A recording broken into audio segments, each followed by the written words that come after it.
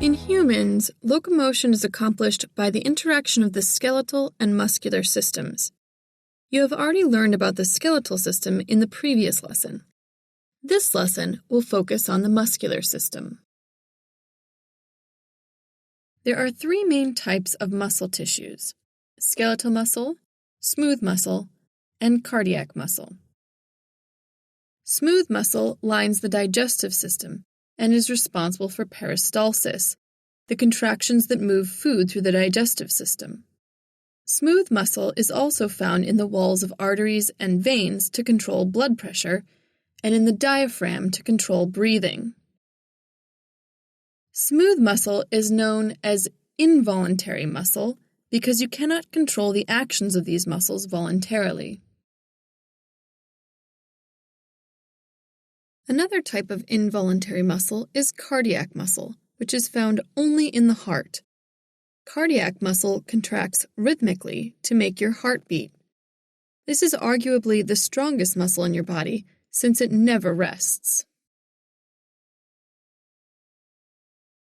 Skeletal muscle is the most common type of muscle found in the body. Skeletal muscle is called voluntary muscle because you can control them voluntarily. Skeletal muscles attach to bones with tough connective tissue called tendons. Tendons bind muscle to bone, while ligaments bind bone to bone. In this way, muscles and bones work together for locomotion. Muscles always work in pairs to move a joint. A flexor bends the joint, while an extensor straightens the joint. For example, there are two muscle groups that work to bend and straighten your arm: the biceps on the front of the arm and the triceps on the back. The biceps contract to bend your arm, so they are called the flexor.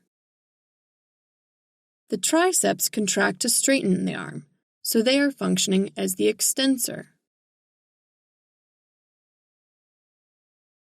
In your knee joint, the biceps femoris, or hamstrings, are the flexor that contracts to bend the knee, while the quadriceps are the extensor that contracts to straighten the knee. Locomotion or movement would not be possible without the skeletal and muscular systems working together.